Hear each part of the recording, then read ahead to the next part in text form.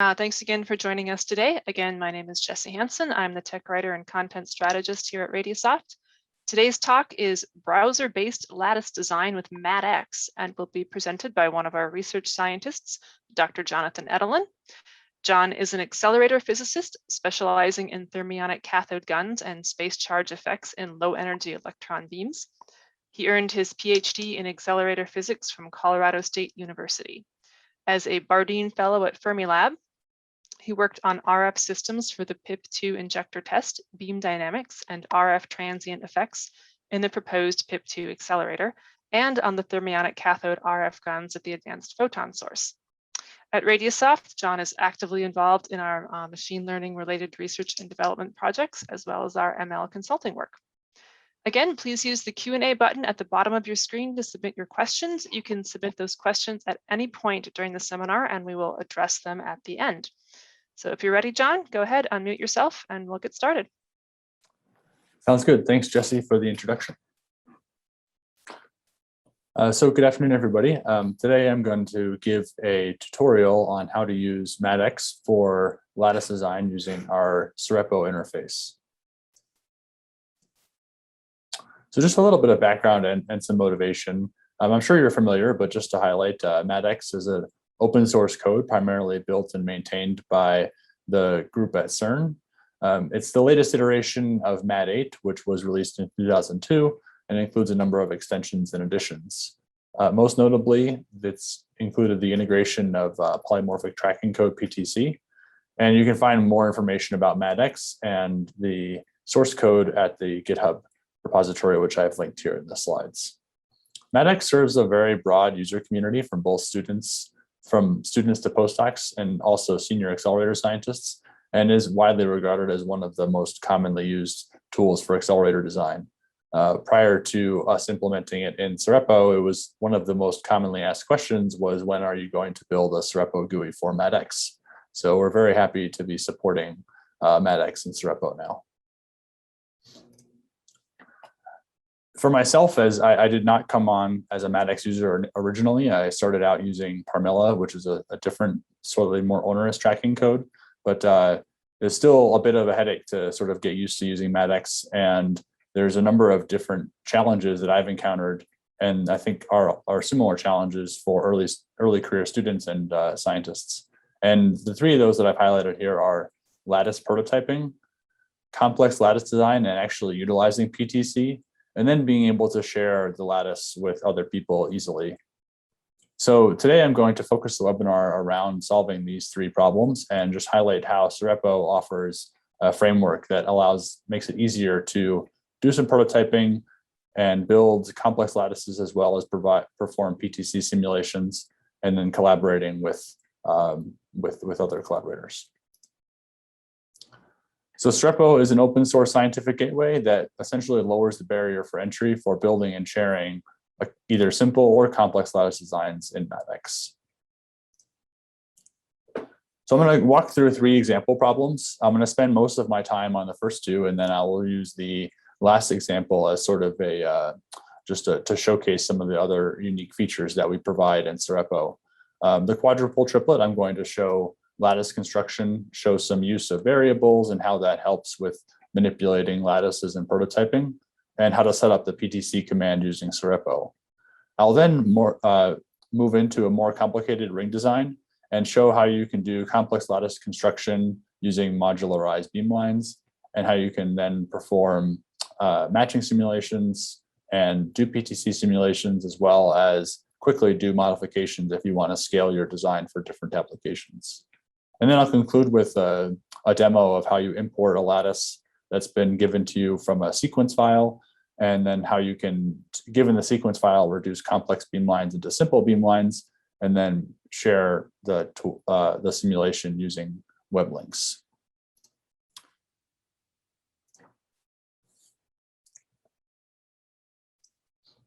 Okay, so I'm going to transition to and I'm going to provide links to these examples at the end of the webinar. These examples are, they're basically links to simulations that I have developed in my workspace, and you'll be able to, once the webinar is over, you can go to those links and you can view the sort of the final results.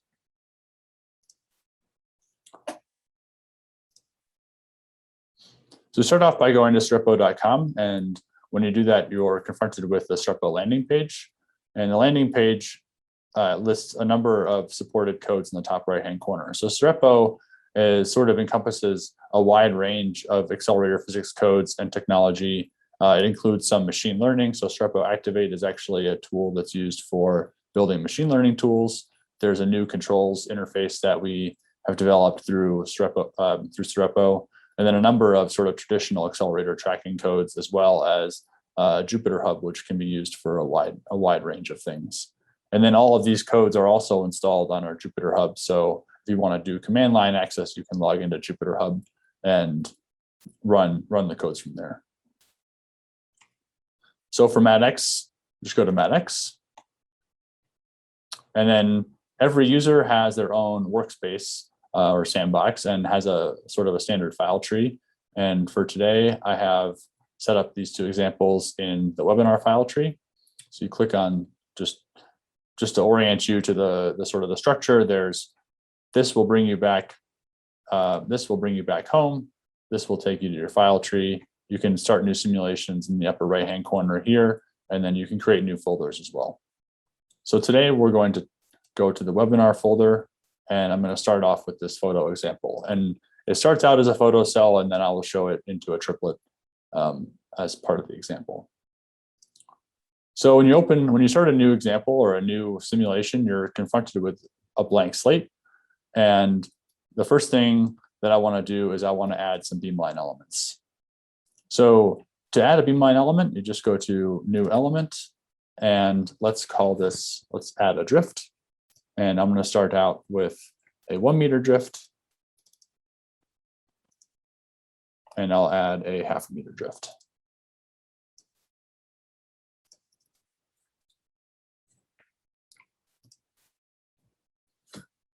You can also add variables. So for the quadrupoles, it's convenient to add a variable, and I'll show this in a second. So I'll just call this K strength, and I'll set the variable to 5. And then that is something that can be referenced when we add new elements later on. So next I want to add the quadrupole elements. I'll start out by adding a focusing quadrupole. We'll rename it FQ, and we'll give it a length of 0.1 meters. And then we'll set the strength to K strength. And you can see on the right-hand side, it gives you a nice visual of what that K strength is. And for all of the elements, the quadrupoles, lengths, drifts, bends, all the MATX metadata for that element is provided to the user. So you can specify for the quadrupole, you can specify the quadrupole strength, you can specify the skew quadrupole strength, you can specify tilts, you can specify apertures, you can switch which kind of aperture you want to use. And there's quite a bit of flexibility to choose between the different options available in MATX just in the Streppo interface. And if you have questions about what individual elements are doing, you can just highlight over the little information icon, and it'll give you a pop-up of what the coefficient means. And then page 2 just gives some information for the apertures. I'm going to add the defocusing quadrupole. And then I'll call this negative K strength.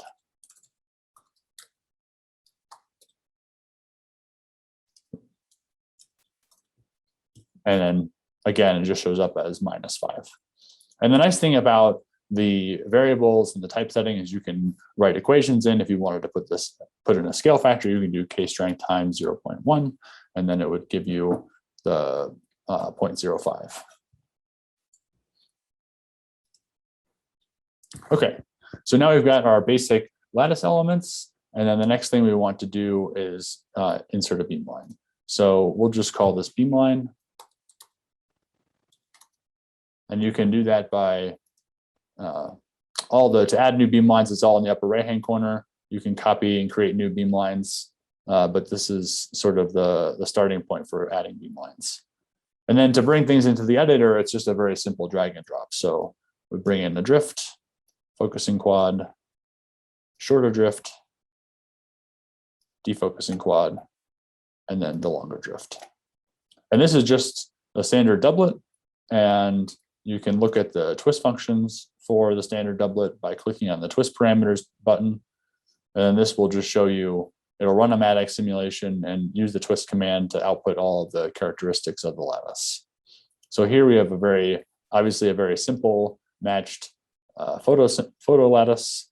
In this pop-up display, you can see the elements in the beamline are overlaid, and then you can edit what's being displayed. So if you wanted to look at the alpha parameters instead of beta, for example, you can just switch, and then you can save changes, and now we're looking at alpha instead of beta.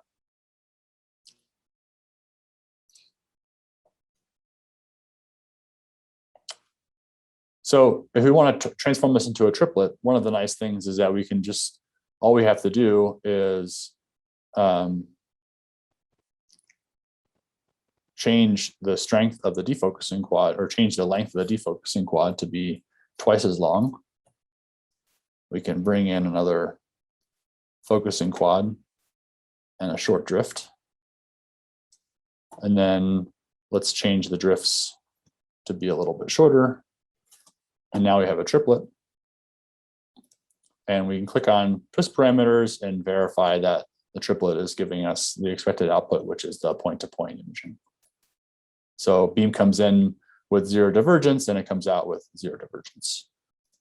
And you can check the beta functions by switching, and then this just gives you the beam envelope, and you can see we get that nice point-to-point imaging as expected. So now we've got sort of an idea of the lattice. What we want to do is look at some particle tracking and run the PTC commands. So I'll just demo some really quick PTC commands and show you how that works. So moving over to the source tab,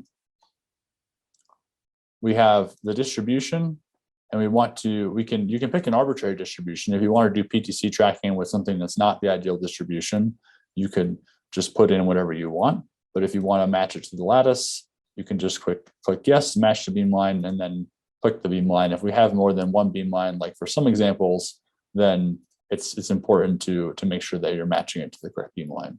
And then we'll go ahead and save changes, and this will generate a matched beam distribution to the photo cell.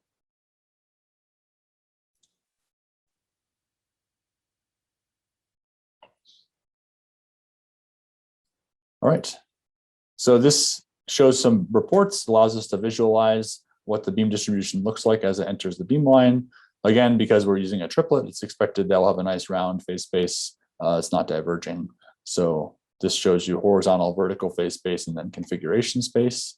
And you can edit these plots if you wanted to change this to be some other combination of parameters. You just click on the little crayon button, and then you can edit the different elements that you're plotting. And then you can change the histogram bins if you want to increase or decrease the resolution. And you can also change the color map. We provide a number of sort of default color maps. All the images can be downloaded either in their raw form as images or the raw data files. So that allows you, if you wanted to just save the data and plot with your preferred plotting tool, that option's available. For PTC, you can set the particle count here, and this is for generating the particle distribution. So next we go to the control tab, and for PTC, we want to specify that our template is particle tracking. So we have particle tracking, and we want to also make sure that the twist file is correct. So we have a twist file here. It's going to use these twist commands to generate the beam for the particle tracking. And I should note that there is a bug in the PTC matching in the distribution. When we match the distribution, there's a bug in this alpha. So if you're trying this at home for the next couple of weeks, you may get the wrong alpha parameter here. It's a known bug. We're in the process of fixing it, but I just wanted to call that to your attention. It's not an issue for this example because they're both should be 0, and you can see they both are close to 0.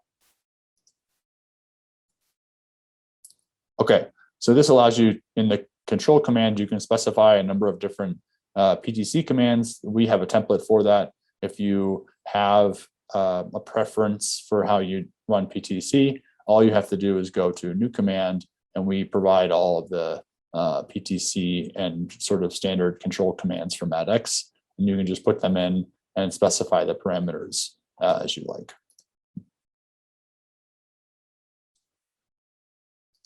So next we move to the visualization tab, and here we have, we're going to simulate the beamline. There's only the one beamline, and we have 1,000 particles. And this is a selection that toggles between computing the Swiss functions either from the particles or just computing them from the Swiss file. So if we want to compare the PTC tracking to the twist tracking, we can turn this on, and then we'll get the beam statistics for both the PTC tracking and then for the twist functions.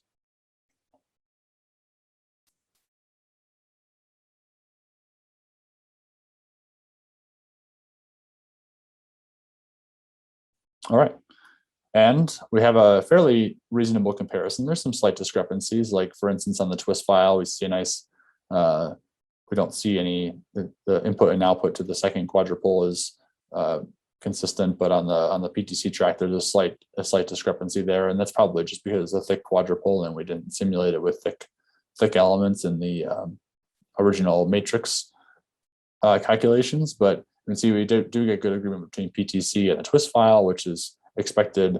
And this just shows sort of what the different, allows you to set up PTC. I know for myself that setting up PTC can be kind of difficult, especially if you want to track a lot of particles.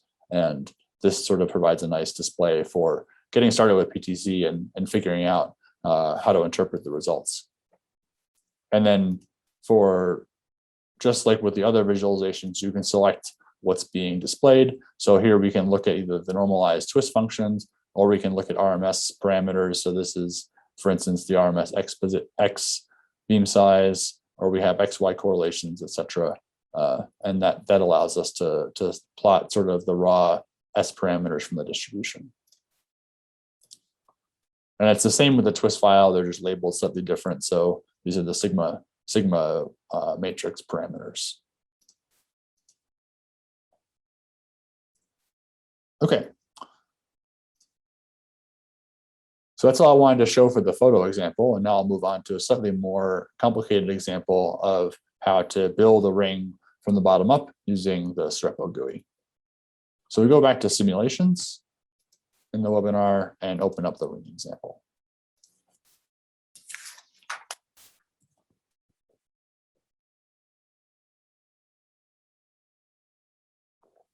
So the first thing I want to do is define a bunch of elements.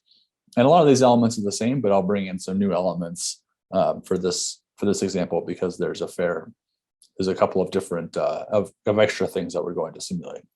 But I also want to bring in some variables, and I'll show later why the variables are important. It's very similar to what I was showing before, but it allows us a greater degree of flexibility for scaling and changing designs. So the first variable I want to introduce is a length factor. And I'll set this to 1 for now. Let's bring in the bend angle. And the bend angle, I want it to be 20 degrees. So do 20 times pi over 180. That converts it to radians for MATX. And this, we have a number, the sort of physical constants, a number of them are built in. So you can just write them out the way I have done here. And that's a nice, easy way to call those. And then let's add, again, we'll add the K factor for the quads. And I'll set this to 5 for now. All right. So bring in some elements. I'll define 3 different drifts. The first drift will be 1 times the length factor.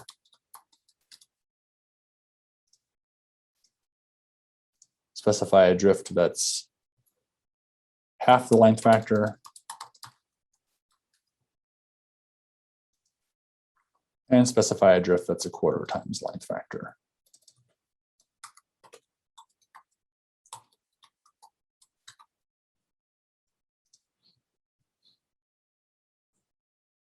I want to add the focusing and defocusing quadruples. So we'll bring in quad, we'll call it FQ.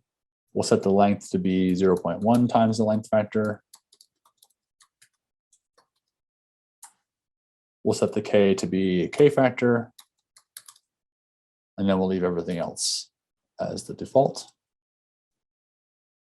And then we'll bring in the defocusing quad. Again, we'll set this to 0.1 times the length factor. And then we'll set this to negative K factor.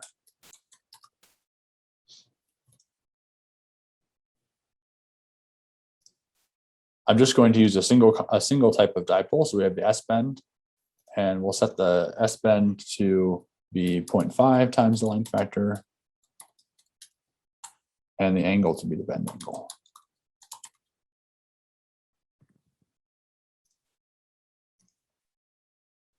And the nice thing about this is that when we show the bend angle here, we're displaying it as 20 degrees, even though in radians it's sort of this little bit challenging to interpret number, and we're using formulae. But despite the fact that we're using the different formulae, all of the values for length and bend are shown as the real configuration units. I also want to add a couple of kickers, and I'll just set these to be 0.1 meters, and I won't give them any value.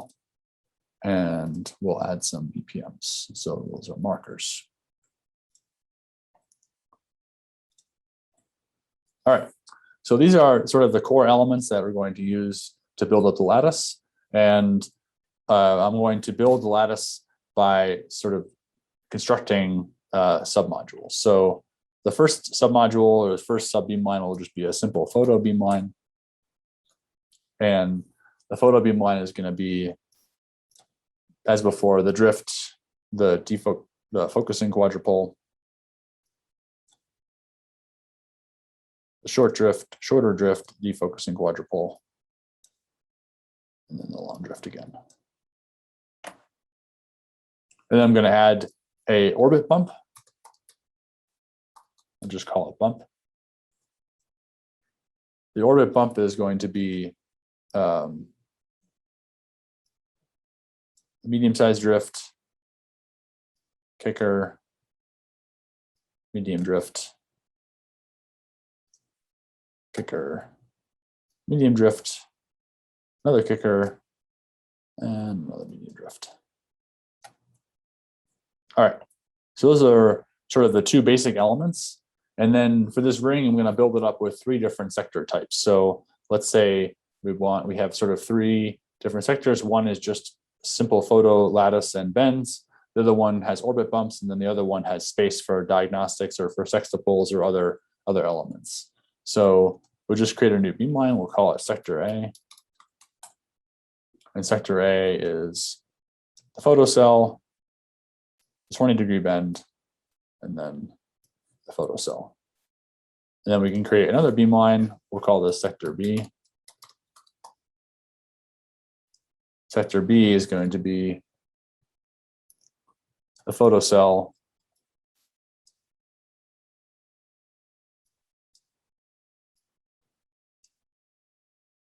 the bend, and another photo cell. And then after that, we'll throw the orbit bump. And then sector C, which will have the photo cell,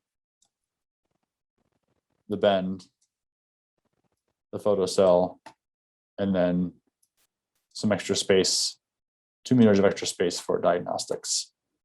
And this can seem tedious at first, but I have personally found that the ability to sort of manipulate these elements with the mouse and be able to visually see what the lattice is doing in real time is a little bit easier to get started with some of these complicated lattices, especially for prototyping, than it is doing the command line. And I am personally a very strong advocate for command line use for certain things, but I found that for especially for the lattice prototyping, I've really enjoyed using the interface for that.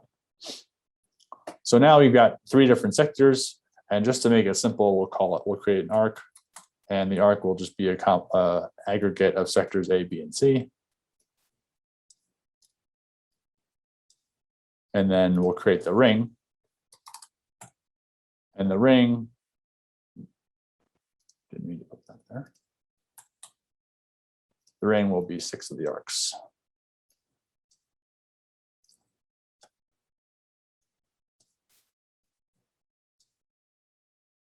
So now that we have our ring, we can verify that we're getting a stable design. We can go over to the twist parameters command. So here on the bottom left, there's a twist parameters button.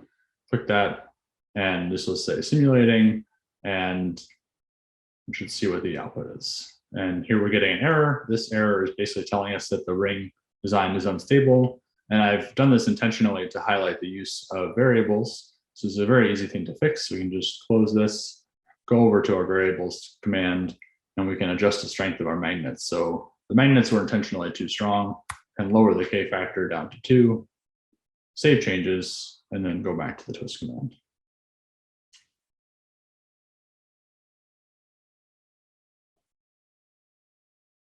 Now we have a nice stable design. And one of the things, if you wanted to look at the alpha functions as well as the beta functions, here we're looking at just the beta functions. You can go into the edit command up here on the top right and change which parameters we're looking at. You can select from a wide range of properties.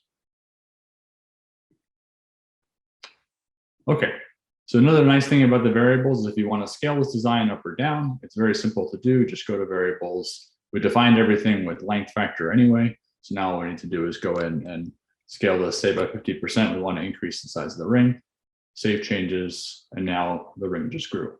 And then we can go back to the twist command and verify that we still have a stable design.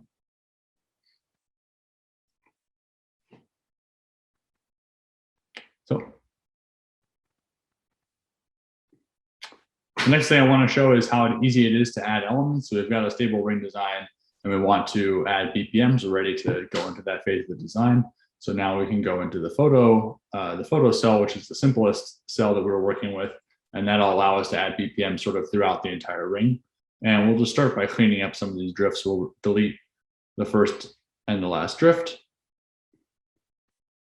And then we'll bring in 2 medium-sized drifts that we can use as a sandwich for the markers. And the markers are the BPMs.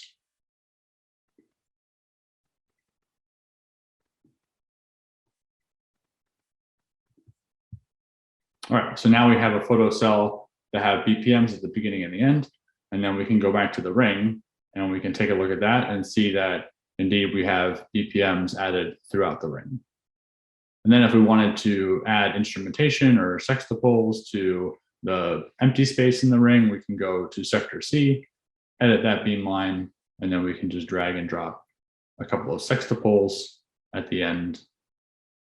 We'll bring those in here.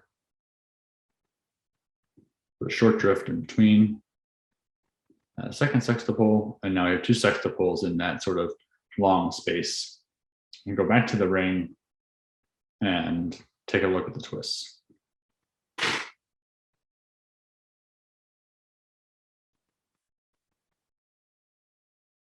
All right, so our modifications haven't drastically changed the stability of the ring. Obviously, it's had a pretty significant impact on the beam dynamics, but that's expected because we've made some pretty large changes. But in general, this is just sort of showing how easy it is to make changes and check the dynamics and just get a feel for how things are behaving in the ring if you're doing something from scratch, or if you're just want to play around with these examples for just educational purposes.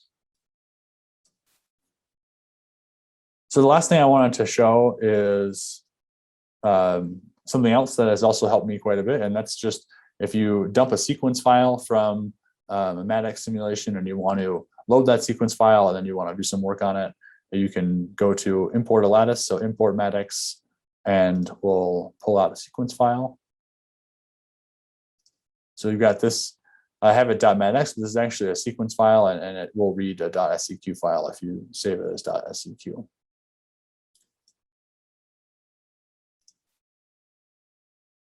So this is the UW section of the ATR line at Brookhaven National Lab, and this is it's a relatively complicated transfer line, and there's quite a few elements. And when you can see when you import the sequence file, you get just a lot of information, and you want to separate these by, there's the U line and the W line, and the sequence file gives you everything. And you want to just compact this down to just two beamline elements that you can then work with from there. So if you select one of the elements and then you hit the shift command and you go down to the first element that you want, or you go first to last, you can specify everything in between that is going to go into a beamline. So this will be the W line. Save changes. And now everything there is in the W line. And then let's do the same thing for the U line.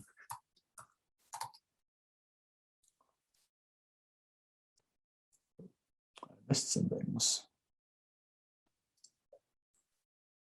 So you can unpack it. So if you miss something, unpack it, and you can do it again.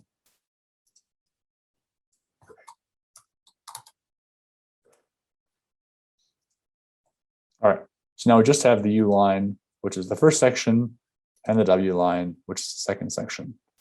And if you wanted to go down, work on it further, you could edit the W line, and now you have all the different elements in the W line. If you wanted to break it down by more and more elements, you could sort of very easily just work your way down until you get to sort of the base lattice, or the base structure that you want to work with, or the sort of smallest element that you want to work with.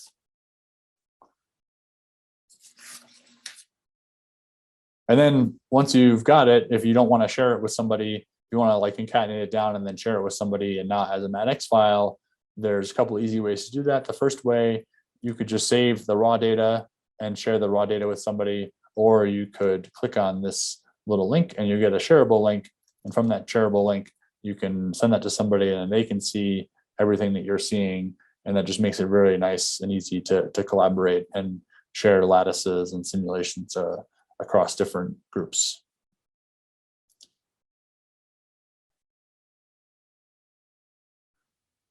So that's all I had for today. Thank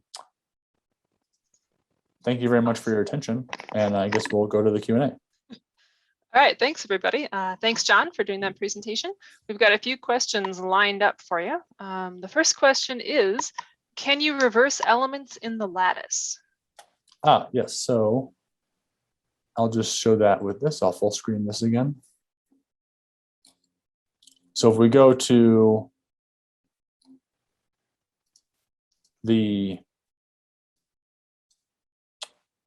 click on align, U line, edit, or let's go to the AW, yeah.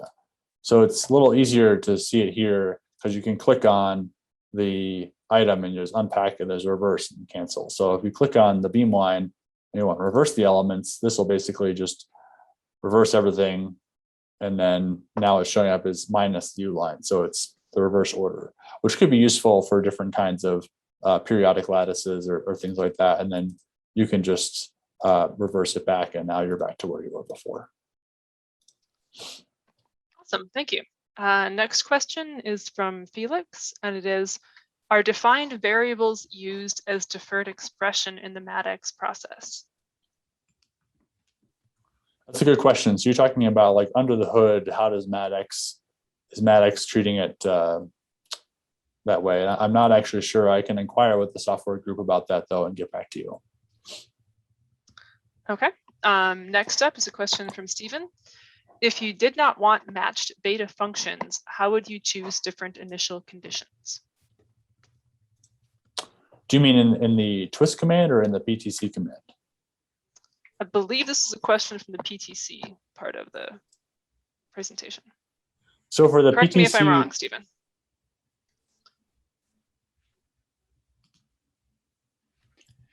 Both is what Stephen says. Okay. So for PTC, you can edit you can put whatever you want in the distribution. You can create a distribution with arbitrary twist functions. That's straightforward here in the bunch creation tab. And then for twist, if you go to control and you put in new command, put in the twist command. Now, once you get a twist command in there, you can supply the initial conditions for the twist output that'll be generated in the visualization tab. So this is beta X, and then page 3, you have all the other twist functions, and it sort of continues on. And you can specify whatever initial conditions you want for the twist out report that will be generated in the visualization tab. Great, thank you.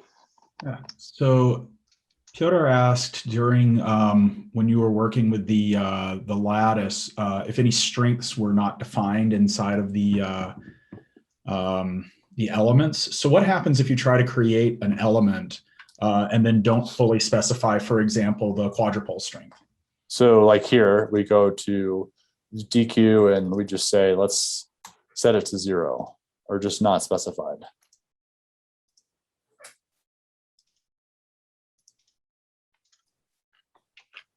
So, I mean, it will try to run the simulation with having a 0 strength specified. They're all defaulted to 0. So I don't think it'll let you put nothing in there, but you can just put 0 in there. And then of course, if it's a problem, you may get a report like this. Or if we go to the photo example, we could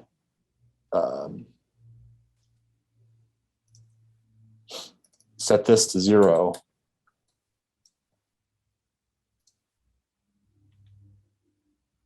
And we probably still won't get anything, but yeah. Yeah. But you'll notice that when you completely cleared out the K value for the quadrupole, so there was no value specified, the box is red and you can't save changes. So it keeps you from not specifying key parameters, at least. Yeah.